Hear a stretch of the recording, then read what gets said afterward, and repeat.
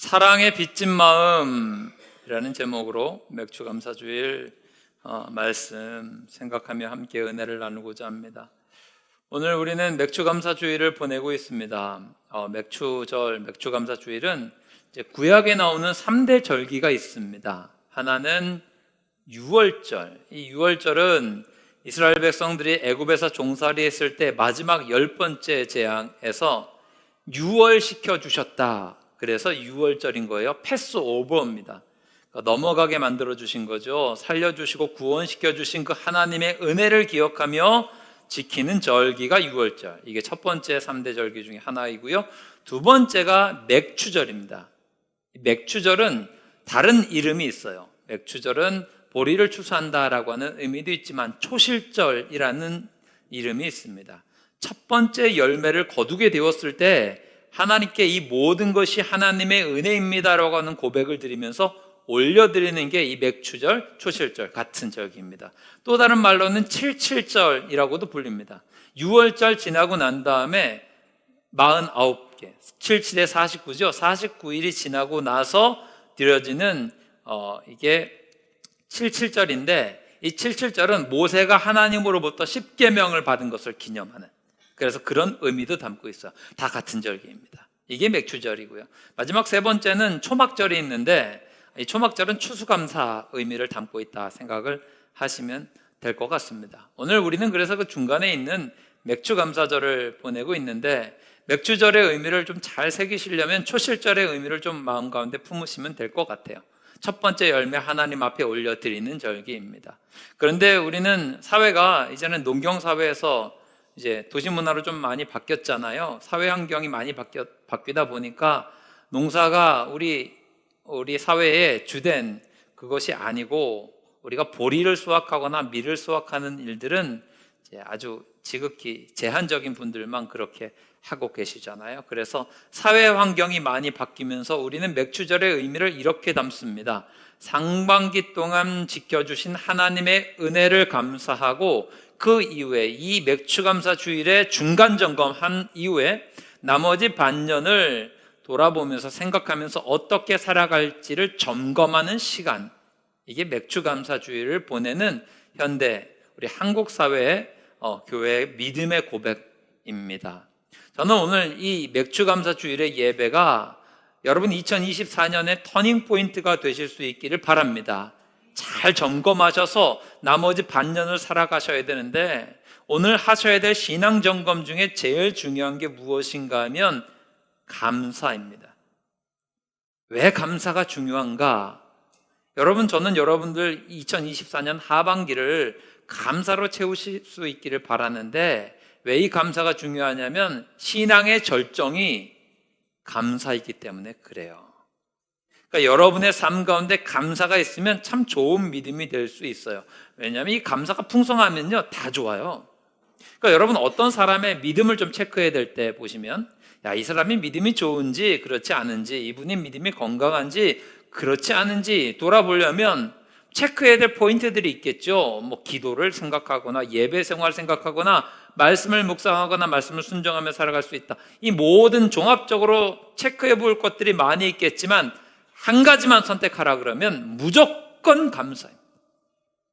이분의 삶에 감사가 있느냐 없느냐에 따라서 이분의 믿음이 건강하느냐 그렇지 않느냐 다 판단할 수 있어요. 왜냐하면 죄송합니다. 기도를 볼게요. 기도하는 사람이 있습니다. 근데 이 기도하는 사람이 감사하지 않을 수 있어요. 기도를 열심히 하지만 그 기도 가운데 감사가 없을 수 있단 말이죠. 그런데 진정으로 하나님 향해서 감사하는 마음을 가지고 있는 사람은 기도하지 않을 수가 없어요. 예배도 마찬가지입니다. 여러분 이 자리에 예배의 자리에 앉아 계셔서 예배를 들으실 수는 있지만 예배하는 분들이 감사하지 않으실 수는 있습니다. 그런데 하나님을 향해서 진정으로 감사하는 마음을 가지고 있는 분들은 예배 드리지 않을 수가 없어요. 말씀도 마찬가지죠. 감사하지 않는 사람이 말씀 묵상할 수 있습니다. 말씀 묵상하면서도 감사가 나오지 않을 수 있어요. 하지만 진정으로 감사하는 사람은 말씀을 묵상하고 들은 말씀을 순종하며 나아갈 수 있게 되더라고 하는 것이죠. 그러니까 감사하는 사람은 예배도 그렇고 기도도 그렇고 말씀도 그렇고 다 가능하게 됩니다. 그래서 감사가 중요해요. 오늘 여러분이 터닝 포인트를 맞이하고 계시는데 남은 하반기가 감사로 채워질 수 있기를 주님의 이름으로 축원합니다. 결단하셔야 돼요. 오늘 이 시간에 그래서 생각해 보아야 될 것은 감사로 우리의 삶을 채워야 될 것인데, 감사하기 위해서 우리가 어떤 믿음의 상태를 유지해야 될 것인가, 중요하게 여겨야 될 믿음의 포인트, 감사의 포인트 하나를 좀 생각하면서 은혜 나누고자 합니다. 이런 글을 읽은 적이 있습니다. 한 젊은 부부가 있었어요. 어렸을 적 부모님이 불의의 사고로 일찍 하나님의 부름을 받았습니다. 그러니까 젊은 나이에 혼자 됐는데 형제였어요. 형이 있고 남동생이 있어요. 근데 형이 이제 동생까지도 건사해야 되는 상황인 거죠. 형이 조금 일찍 가정을 일구었습니다. 그래서 사랑하는 아내를 만나서 딸을 낳고 사는데, 세 식구만 사는 게 아니라 나이 어린 10대의 동생도 챙겨야 되는 거예요. 살림이 넉넉하지 않았겠죠. 어렸을 때부터 부모님 잃고 혼자서 인생을 개척하려다 보니까 넉넉하게 형편을 가지고 있을 수가 없었습니다. 그래서 아주 방 2개 있는 작은 집을 겨우겨우 새를 얻어서 마련하고, 거기에서 방 2개에서 4식구가 사는 거예요. 10대 남동생 하나가 쓰고 나머지는 부인과 딸까지 키우면서 살아가고 있는 거죠. 그렇게 하지만 또 살아보니 또 살아지게 되는 게 삶이다 보니 그렇게 쭉 잘 컸습니다. 근데 이제 남동생까지 키우는데 남동생이 어느덧 20살이 되었고 대학교를 진학을 하게 되었고, 또 나이가 돼서 군대를 가게 됐어요. 입대하던 날이 돌아왔는데 그 동생이 형한테 봉투 하나를 이렇게 건너지더라고 하는 거죠. 이게 뭔가 싶어서 봉투를 열어보니까 현금 100만 원과 편지가 들어있어요. 이놈이 이게 뭔가 싶어서 편지를 꺼내서 읽었죠. 동생이 형한테 이런 편지를 써요. 형님, 그동안 고마웠습니다. 힘들었을 텐데 내색 한번 하지 않고 부모님 대신해서 저를 지금까지 이렇게 잘 키워주셔서 뒷바라지 해주셔서 감사합니다. 네, 형님도 형님이지만 우리 형수님 너무 감사합니다. 정말 불편하고 힘들었을 텐데 내색 한번 하지 않고 늘 저를 대할 때 웃어주시고 잘 대해주셔서 감사합니다. 제가 형님 밑에서 한 10여 년 살다 보니까 형님 부부가 한 번도 여름에 휴가라는 걸 다녀온 것을 못 본 것 같아서 제가 군입대 영장 받고 열심히 아르바이트해서 모은 돈 100만 원입니다. 이거 가지고 이번 여름에 가족들끼리 휴가 한번 다녀오세요. 이렇게 써져 있는 거예요. 근데 이 편지를 읽으면서 형님이 또 생각을 하면서 이런 글을 쓰는 거예요. 자기는 반대의 느낌이었다는 거죠. 자기가 너무 부족하고 배운 것도 모자라고 돈벌이도 그렇게 넉넉하지 못해서 제대로 해준 것도 없는데, 대학교 들어간 다음부터는 등록금도 못 해주고 용돈도 자기가 아르바이트 하면서 계속 그 학비 벌랴 용돈 벌랴 공부하랴 얼마나 고생 많이 했는데, 형이라고 있는데 형 노릇 한번 제대로 못 했는데, 이렇게 못났는데 군대 간다고 또 형 가족 생각해서 이렇게 감사의 표시를 하고 너무너무 고맙고 감사해서 목이 메이더라는 겁니다. 참 아름다운 가정이라고 생각을 했습니다. 넉넉하진 않아요. 형편이 좋진 않아요. 그런데 동생은 형님한테 늘 사랑의 빚진 마음을 가지고 있어요. 형님도 동생한테 그렇게 잘 자라준 것에 대해서 말썽 한번 피우지 않고 이렇게 형님 가족을 생각하는 것에 대해서 자기는 부족한데 사랑의 빚진 마음을 가지고 있어요. 서로가 서로에게 사랑의 빚진 마음을 가지고 있다 보니 이 가정이 어떻겠어요? 화목하겠죠. 여기가 천국인 거예요. 저는 여러분, 오늘 감사에 대해서 생각해 볼 때 은혜가 넘치는 마음인가, 내 삶에 감사가 넘치는 마음인가, 그리고 내 삶에 정말 진정한 감사가 있는가, 태도가 그런가를 생각해 볼 수 있는 중요한 기준, 시금석 하나를 제시하고자 합니다. 여러분에겐 빚진 마음이 있으십니까?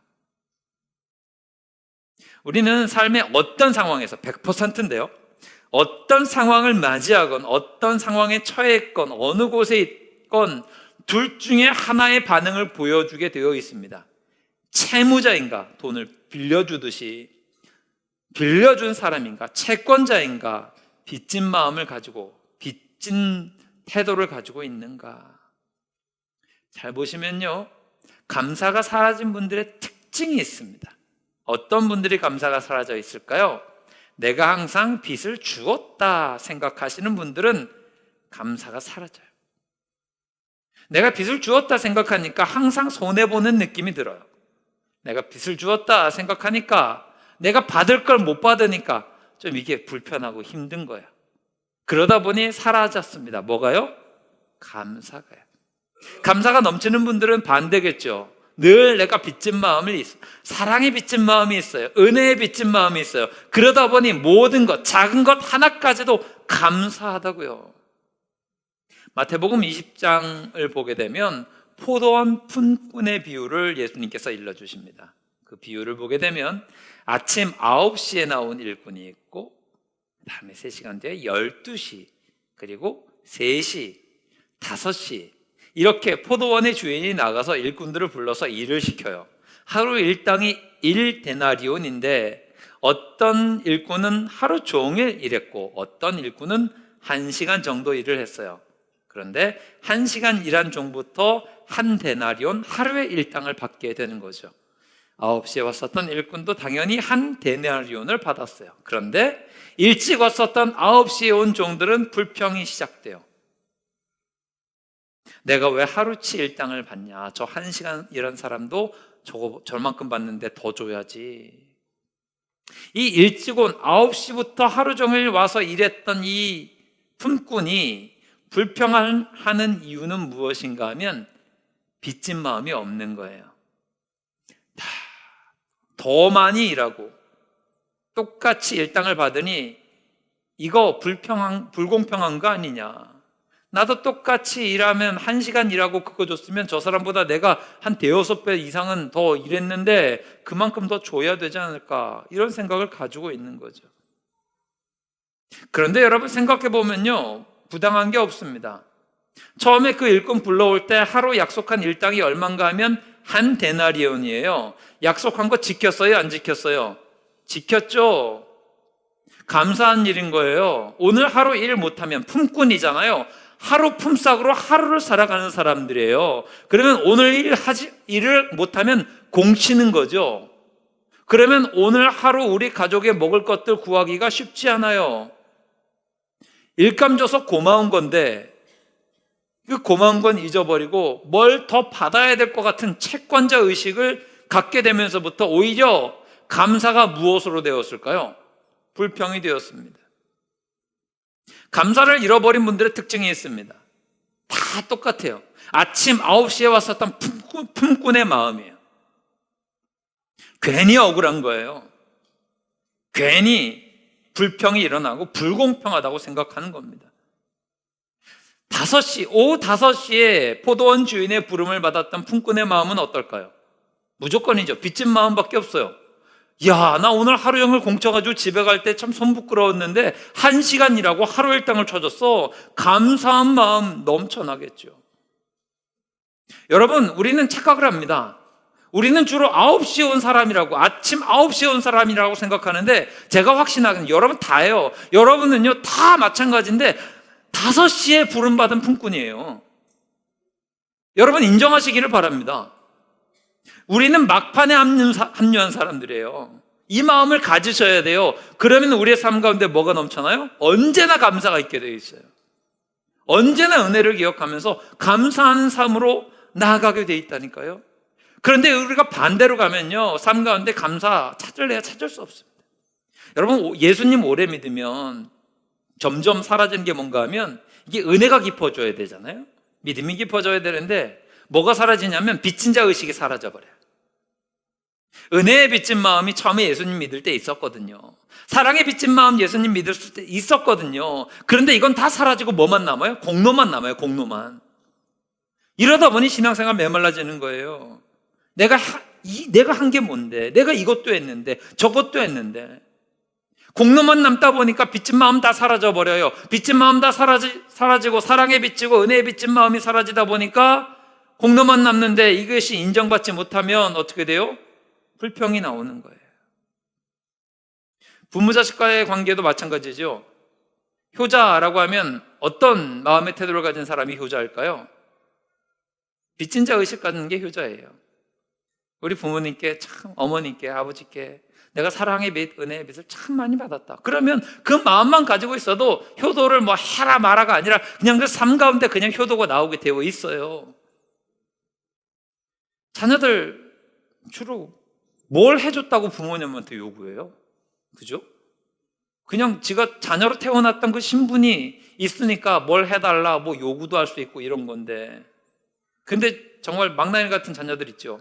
엄마 아빠한테 뭐 해달라고 안 해주면 엄마가 나한테 해준 게 뭐야? 아빠가 나한테 해준 게 뭐야? 막 이렇게 얘기하잖아요. 그러니 문제가 되는 거예요. 이런 자녀들에게 사라진 게 뭡니까? 빚진 자 의식이 사라진 거예요. 참 아이러니한 거는 어려운 환경에서 자란 자녀일수록 부모님에 대한 이런 빚진 마음이 더 많은 것 같아요. 여러분, 우리가 이런 사랑의 빚진 마음이 사라지는 순간 우리의 삶은 너무나 메말라집니다. 너무나 척박해집니다. 우리가 신앙생활하면서 혹은 여러분의 가정에서 여러분이 거하고 있는 모든 자리에서 행복이 사라질 때가 있습니다. 이유가 뭐예요? 왜 이렇게 불만이 가득해요? 내가 채권자라는 거예요. 빌려줬다는 거예요. 나한테 빚진 마음이 하나도 없기 때문에 불만이 가득 차 있어요. 가정을 보세요. 남편이 아내한테, 아내는 남편한테. 불행한 가정의 특징이 뭔가 하면 내가 다 해줬는데 왜 나한테 안 갚냐는 거죠. 내가 못 해준 게 뭐가 있다고. 이러면 끝난 거예요, 여러분. 채권자라는 거예요. 다 채권자 의식이 있어요. 내가 뭘 못 해줘, 뭘 뒷바라지를 안 해줘, 문제 심각합니다. 회사도 마찬가지예요. 회사에서 문제가 생기는 이유. 회사가 어려우면 어려운 것 자체로 문제가 되지만 잘 될 때 문제 생기는 이유는 주로 비슷해요. 잘 됐을 때 사장이 빚진 자 의식이 없으면 이런 거예요. 우리 회사가 잘 된 건 뭐예요? 내 리더십이 탁월해서 그래요. 그러다 보니 내가 더 많이 해야지 이렇게 생각을 가져요. 또 회사가 잘 됐는데 직원들 사이에서 문제가 생기는 건 뭔가 하면 채권자 의식이 사라졌을 때 우리가 돈 다 벌어다 줬는데 왜 돈은 자기가 더 많이 받고 우리는 왜 월급 더 안 주냐. 이러면 채권자 의식이 사라져 버리니까 어려움이 생기게 되는 거예요. 여러분, 우리가 감사의 삶으로 나아간다라고 하는 것은 이런 거예요. 내가 채권자 의식으로 가지고 있는 걸 다 뒤집어 엎어야 돼요. 내가 받은 은혜가 큽니다. 내가 받은 사랑이 너무 큽니다. 내가 이 빚진 마음을 가지고 있는데 이 빚을 어떻게 갚을 수 있을까? 이런 태도로 나아가야 우리의 삶이 행복해집니다. 은혜로워지고 감사가 넘쳐나게 되어 있어요. 저는 여러분들에게 이런 마음이 넘쳐날 수 있기를 주님의 이름으로 축원합니다. 그러니까 이게 문제가 뭔가 하면 채권자 의식을 가지고 있는 분들의 문제가 뭔가 하면 이것이 내가 채권자로서 내가 주었어, 다 줬어 이런 생각에서 머무는 게 아니라 반드시 어디로 연결되냐면 피해 의식으로 넘어가요. 내가 이렇게 다 해줬는데 받지 못했으니 나는 피해자야. 이렇게 되다 보니까 내가 받은 게 없어. 이러다 보니까 불평이 나오고 불만이 나오고 이렇게 되는 거죠. 근데 여러분 따지고 보면요, 사실 피해받은 거 별로 없어요. 되게 자존심 문제예요. 자존심 문제. 받은 사랑과 은혜가 훨씬 크다고요. 특별히 우리 예수 믿는 사람들은 더해요. 찬양하잖아요. 나 같은 죄인 살리신, 그 다음에 뭘까요? 주 은혜가 놀라워요. 이거면 끝나는 거죠. 죽을 수밖에 없는 우리를 살려주신 그 예수님의 은혜가, 구원의 은혜가 있는데, 그리고 2024년 한 해의 터닝포인트, 지금 이 자리에서 생각해보면 2024년의 전반기 다사다난했는데 지금까지 인도하신 하나님의 은혜가 얼마나 크고 놀라워요. 많은 걸 공급해 주셨고 선한 길로 인도하셨고 그 문제 있을 때 정말 절박하게 하나님께 부르짖었는데 지금은 좀 편안하네요. 그러면 하나님의 은혜가 우리를 인도하신 거 아니에요. 여러분, 우린 모두 다 100% 빚진 자입니다. 그럼에도 불구하고 계속 무언가 받을 게 있는 것처럼 그렇게 나갈 때가 너무나 많아요. 신앙생활 할 때도 그렇습니다. 섭섭이 마귀가 들어오시는 분들이 있어요. 신앙생활 할 때 이런 분들이 있어요. 하나님께 좀 섭섭해요. 하나님 좀 섭섭합니다. 이러면요, 이게 문제가 심각해지는 겁니다.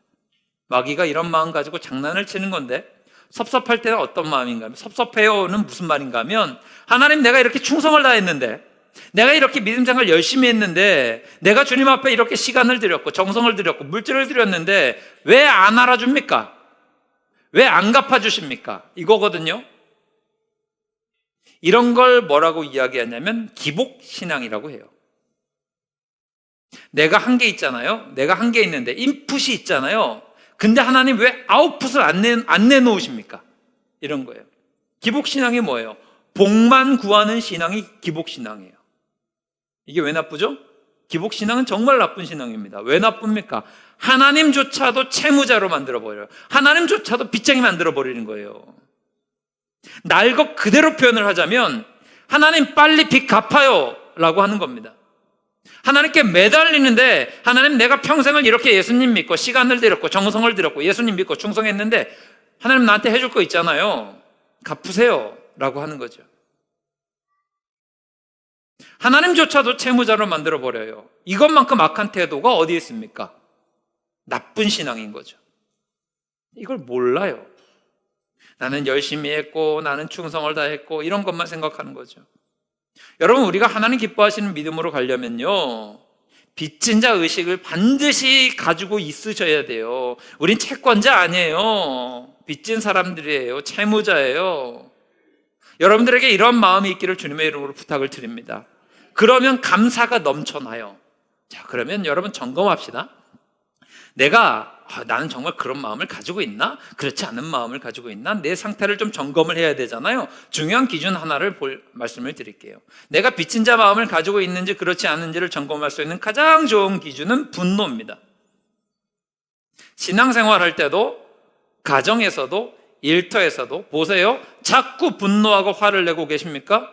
그럼 빚진 마음이 없는 거예요. 누가 화를 냅니까? 빌려준 사람이 화를 냅니까? 빌린 사람이 화를 냅니까? 그렇죠. 빌려준 사람이 화내지. 빚진 사람이 그 화내면은 받지도 못하게요? 큰일 나죠. 채권자 의식 가지고 있는 사람이 화를 내요. 빚진 자라고 하는 마음을 가지고 있으면 어떻게 화를 냅니까? 감사가 나오지. 자꾸 내 안에서 분노가 일어나고 분노가 표출되고 분노심이 일어난다? 그러면 거의 맞아요. 여러분 안에는 어마어마한 채권자 의식이 있는 거예요. 오늘 말씀을 보게 되면 1만 달란트 빚진 사람이 탕감받는 스토리가 나옵니다. 받은 은혜와 사랑이 얼마나 큽니까? 그러면 이 사람이 분노할 리가 있어요, 없어요? 없는 게 맞죠. 분노하면 안 돼요. 1만 달란트를 지금 탕감받았는데 나올 건 감사밖에 없다고요. 그런데 길을 가다가, 탕감받고 돌아와서 길을 가다가 누구를 만나요? 100데나리온 빚진 사람을 만나요. 한 데나리온이 하루치 일당이라고 아까 말씀드렸죠. 100데나리온이면 며칠치 일당이에요?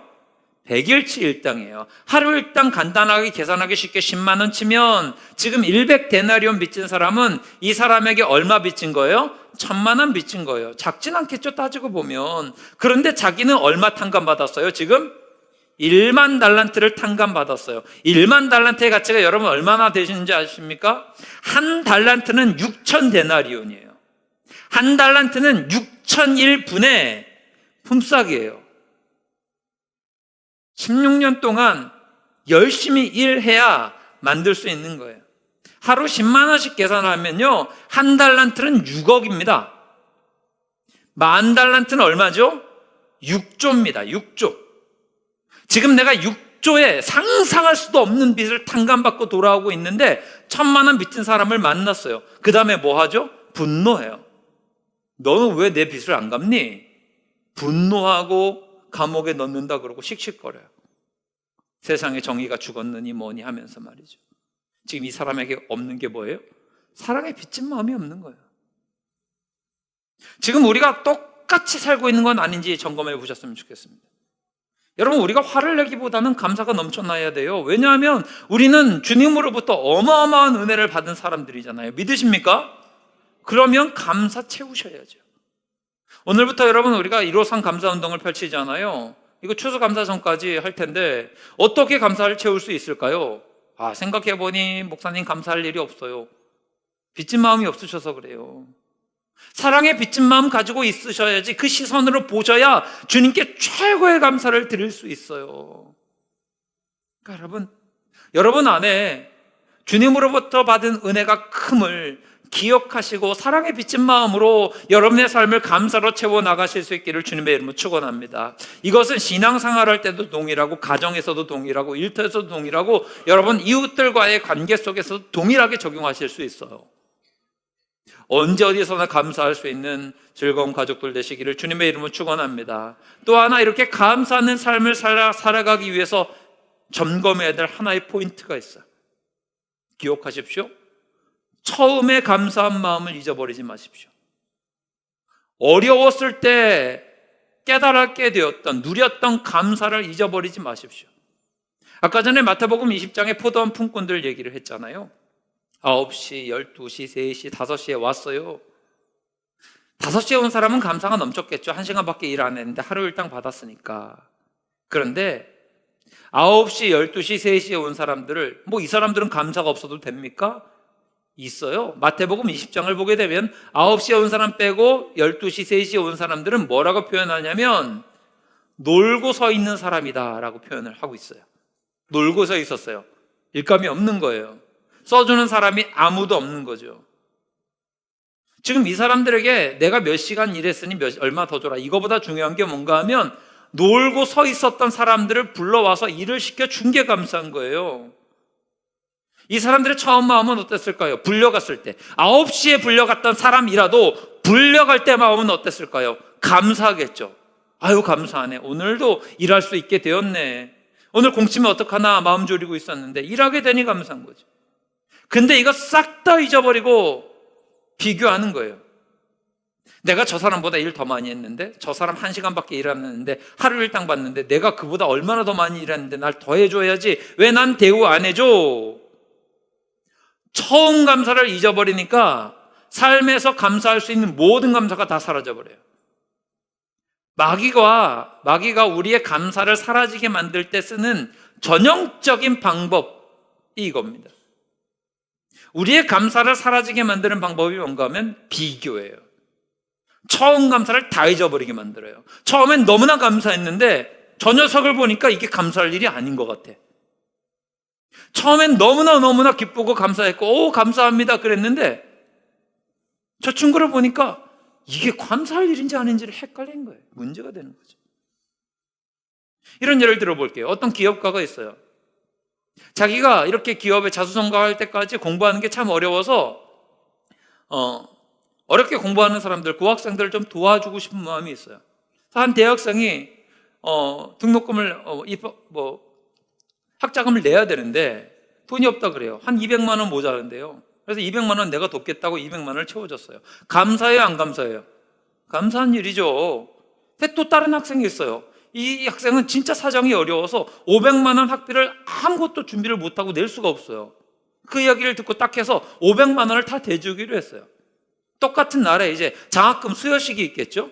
와서 감사한 마음으로 왔는데 200만 원 받은 학생이 보니까 자기하고 똑같은 사정인데 옆에는 얼마 받고 있어요? 500만 원 받고 있어요. 그러면 이게 부하가 치밀어요, 안 치밀어요? 빚진 마음 사라지셔서 그래요, 여러분. 200만 원 받아도 감사한 거고 500만 원 받아도 감사한 건데, 200만 원 받은 사람이 분노한다 그러면 이게 말이 됩니까, 안 됩니까? 안 되는 거죠. 아이, 나는 200 받고 저 사람 500 받고 왜 이럽니까? 잘못된 거죠. 정신 차려야죠. 그런데 이게 남 얘기가 아닙니다, 여러분. 하나님이 우리에게 정말 많은 것들을 주셨는데 마귀가 이렇게 감사해야 될 일들도 감사를 고갈되게 만들어요. 뭘 통해서요? 비교를 통해서요. 아니, 이거 하나님 이런 은혜 주셔서 감사합니다. 그런데 옆에 보니까 저 집사님은 더 받은 것 같네? 하나님 이게 뭡니까? 더 주셔야죠. 이렇게 된다고요. 그러면 감사해야 될 일도 뭐가 돼요? 불평이 돼요. 감사를 고갈시켜버리는 거죠. 그러므로 여러분 기억하세요. 처음 받았던 은혜와 사랑, 그 감사의 제목을 잊어버리지 마십시오. 우리가 맥추절에 또 다른 이름을 초실절이라고 말씀드렸잖아요. 첫 열매 드리는 게 귀해요, 여러분. 하나님께서 이 모든 것들을 내게 주셨으니 이 모든 것들을 주님께 올려드립니다. 얼마나 아름다운 믿음의 고백입니까? 첫 열매 온전히 하나님께 올려드릴 수 있는 믿음은 세상이 엄습할 수 없는 귀한 믿음이에요. 이 처음 주신 감사 잊지 않겠다라고 하는 거거든요. 오늘 말씀 속에서도 1만 달란트 탕감 받았던 이 종을 보십시오. 처음의 마음 얼마나 감격스럽겠습니까? 6조를 탕감 받았어요. 6조를. 내 평생을 다 바치고 내 자녀와 내 부인까지 다 바쳐도 갚을 수 없는 건데 내가 이걸 탕감 받았어요. 우와, 너무 감사하네. 그런데 이걸 금방 잊어버려요. 첫사랑, 첫 은혜, 첫 감격, 첫 감동, 고난 가운데 건져주신 그 모습, 그 은혜, 이거 잊어버리면요, 감사는 금방 고갈됩니다. 사도 바울의 본을 받으십시오.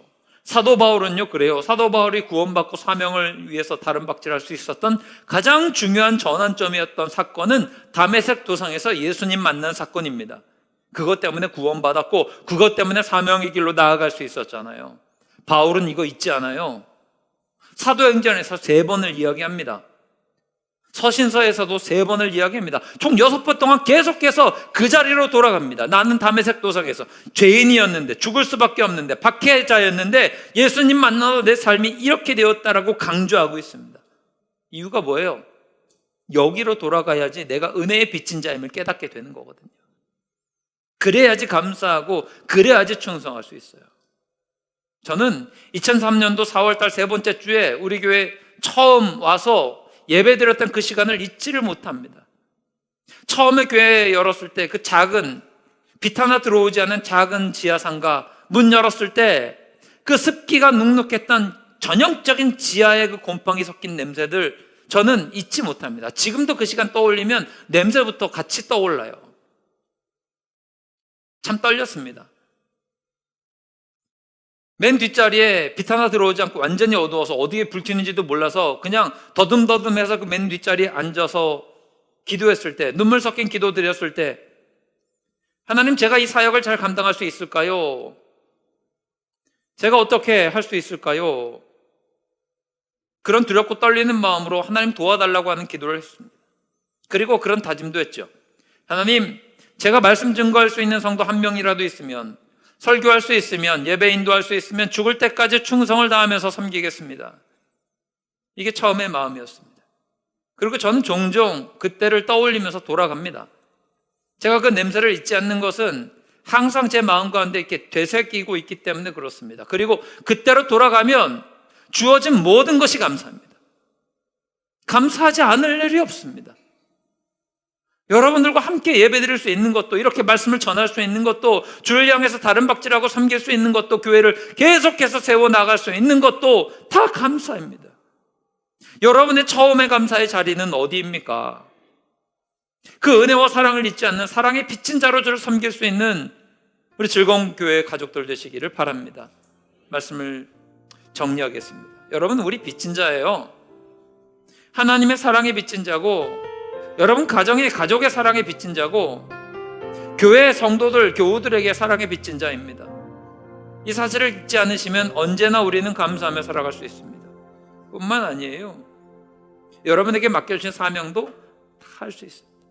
사도 바울은 로마서 1장 14절에 헬라인이나 야만인이나 지혜 있는 자나 어리석은 자나 뭐라고 이야기하냐면 다 내가 빚진 자다라고 이야기합니다. 그가 복음을 목숨 걸고 전할 수 있었던 이유 중에 하나는 내가 이런 빚진 자입니다라고 하는 고백을 할 수 있었기 때문에 그래요. 여기로부터 복음을 향한 열정이 나오고 주를 향한 충성이 나오고 핍박을 이기고 환난을 이길 힘도 얻게 되었습니다. 2024년 터닝포인트 지나가며 하반기를 맞이하시게 될 텐데, 언제나 사랑의 빛을 가진 사람으로서 감사로 남은 시간들을 채울 수 있는 저와 여러분들 되시길 주님의 이름으로 축원합니다.